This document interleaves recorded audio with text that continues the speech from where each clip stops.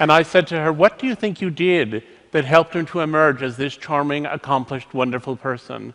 And she said, what did I do? I loved him, that's all.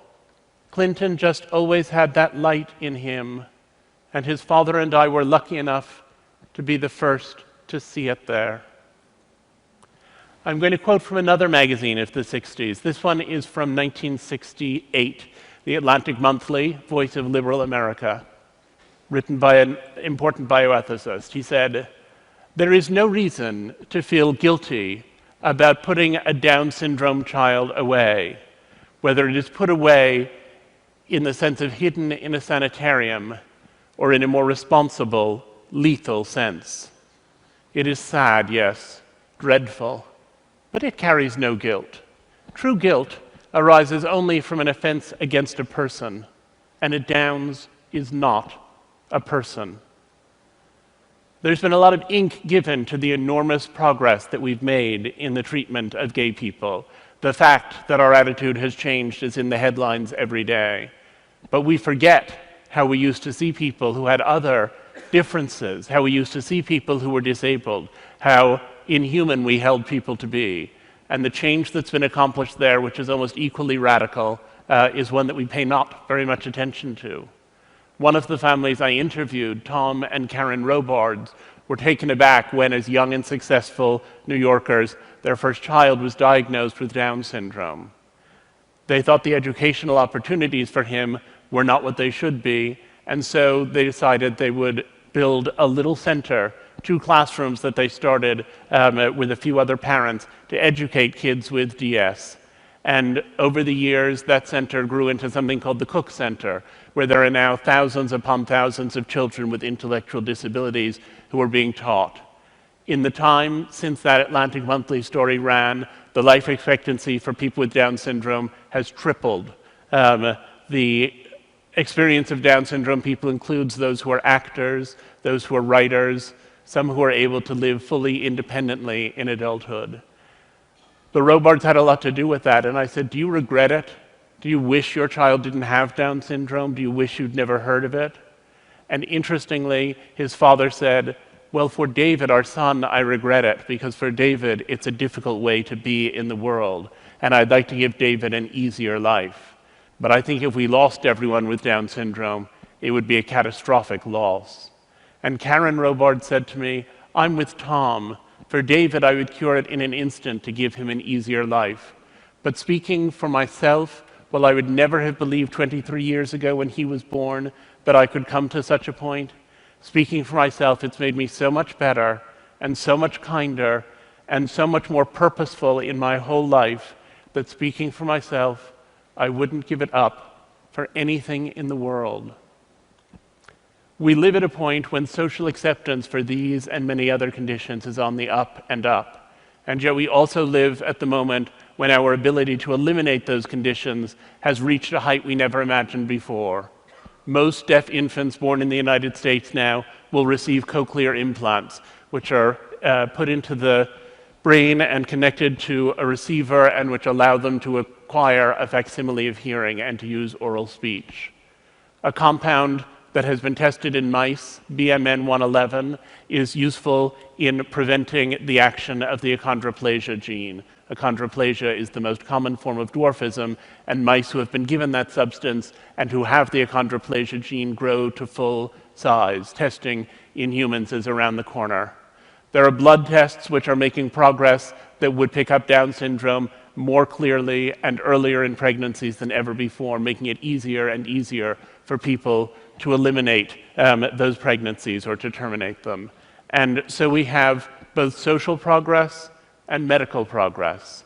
And I believe in both of them. I believe the social progress is fantastic and meaningful and wonderful, and I think the same thing about the medical progress. But I think it's a tragedy when one of them doesn't see the others. And when I see the way they're intersecting in conditions like the 3 I've just described, I sometimes think it's like those moments in grand opera when the hero realizes he loves the heroine at the exact moment that she lies expiring on a divan. We have to think about how we feel about cures altogether. And a lot of the time, the question of parenthood is, what do we validate in our children and what do we cure in them? Jim Sinclair, a prominent autism activist, said, "When parents say, 'I wish my child did not have autism,' what they're really saying is, 'I wish the child I have did not exist, and I had a different, non-autistic child instead.'" Read that again. This is what we hear when you mourn over our existence. This is what we hear when you pray for a cure, that your fondest wish for us is that someday we will cease to be, and strangers you can love will move in behind our faces. It's a very extreme point of view, but it points to the reality that people engage with the life they have, and they don't want to be cured, or changed, or eliminated. They want to be whoever it is that they've come to be. One of the families I interviewed for this project was the family of Dylan Klebold, who was one of the perpetrators of the Columbine massacre. It took a long time to persuade them to talk to me, and once they agreed, they were so full of their story that they couldn't stop telling it. And the first weekend I spent with them, the first of many, I recorded more than 20 hours of conversation. And on Sunday night, we were all exhausted. We were sitting in the kitchen. Sue Klebold was fixing dinner. And I said, "If Dylan were here now, do you have a sense of what you'd want to ask him?" And his father said, "I sure do. I'd want to ask him what the hell he thought he was doing." And Sue looked at the floor, and she thought for a minute. And then she looked back up and said, "I would ask him to forgive me for being his mother and never knowing what was going on inside his head." When I had dinner with her a couple of years later, one of many dinners that we had together, she said, "You know, when it first happened, I used to wish that I had never married, that I had never had children. If I hadn't gone to Ohio State and crossed paths with Tom, this child wouldn't have existed and this terrible thing wouldn't have happened. But I've come to feel that I love the children I had so much that I don't want to imagine a life without them. I recognize the pain they cause to others, for which there can be no forgiveness, but the pain they cause to me, there is," she said. "So while I recognize that it would have been better for the world if Dylan had never been born, I've decided that it would not have been better for me." I thought it was surprising how all of these families had all of these children with all of these problems that they mostly would have done anything to avoid, and that they had all found so much meaning in that experience of parenting. And then I thought, all of us who have children love the children we have with their flaws.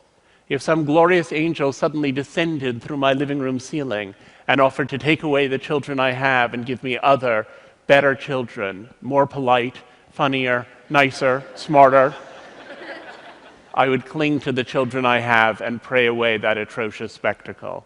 And ultimately, I feel that in the same way that we test flame-retardant pajamas in an inferno to ensure they won't catch fire when our child reaches across the stove, so these stories of families negotiating these extreme differences reflect on the universal experience of parenting, which is always that sometimes you look at your child and you think, where did you come from? It turns out that while each of these individual differences is siloed, there are only so many families dealing with schizophrenia, there are only so many families of children who are transgender, there are only so many families of prodigies who also face similar challenges in many ways. There are only so many families in each of those categories.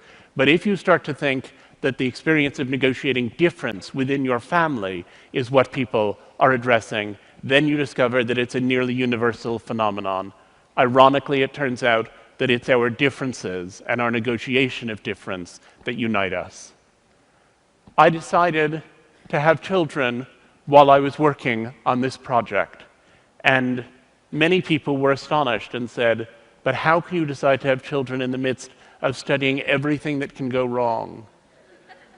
And I said, "I'm not studying everything that can go wrong. What I'm studying is how much love there can be even when everything appears to be going wrong."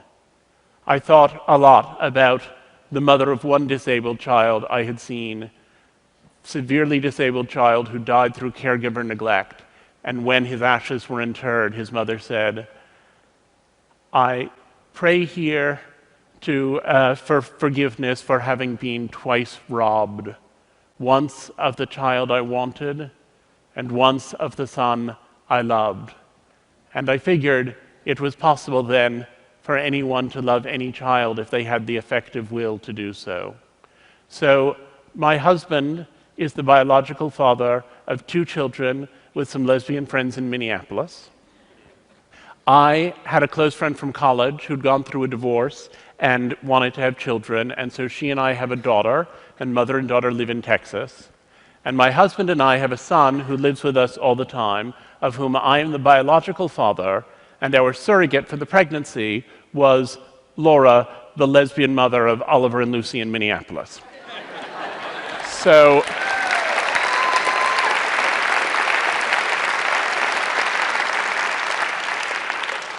the shorthand is 5 parents of 4 children in 3 states. And there are people who think that the existence of my family somehow undermines or weakens or damages their family. And there are people who think that families like mine shouldn't be allowed to exist. And I don't accept subtractive models of love, only additive ones. And I believe that in the same way that we need species diversity to ensure that the planet can go on, so we need this diversity of affection and diversity of family in order to strengthen the ecosphere of kindness. The day after our son was born, the pediatrician came into the hospital room and said she was concerned. He wasn't extending his legs appropriately. She said that might mean that he had brain damage. Insofar as he was extending them, he was doing so asymmetrically, which he thought could mean that there was a tumor of some kind in action. And he had a very large head, which he thought might indicate hydrocephalus. And as she told me all of these things, I felt the very center of my being pouring out onto the floor.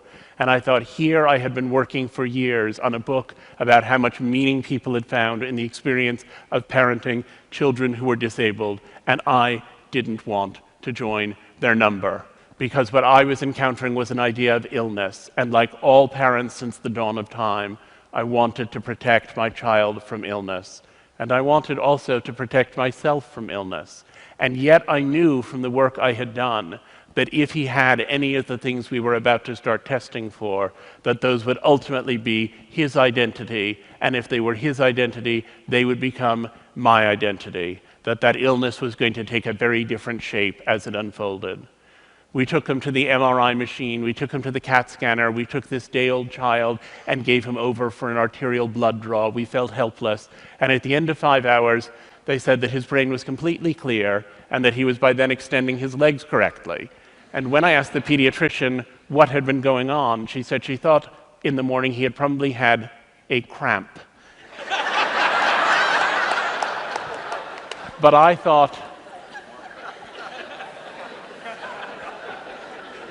how my mother was right. I thought the love you have for your children is unlike any other feeling in the world. And until you have children, you don't know what it feels like. I think children had ensnared me the moment I connected fatherhood with loss. But I'm not sure I would have noticed that if I hadn't been so in the thick of this research project of mine. I had encountered so much strange love, and I fell very naturally into its bewitching patterns. And I saw how splendor can illuminate even the most abject vulnerabilities. During these 10 years, I had witnessed and learned the terrifying joy of unbearable responsibility, and I had come to see how it conquers everything else. And while I had sometimes thought the parents I was interviewing were fools, enslaving themselves to a lifetime's journey with their thankless children and trying to breed identity out of misery, I realized that day that my research had built me a plank and that I was ready to join them on their ship. Thank you.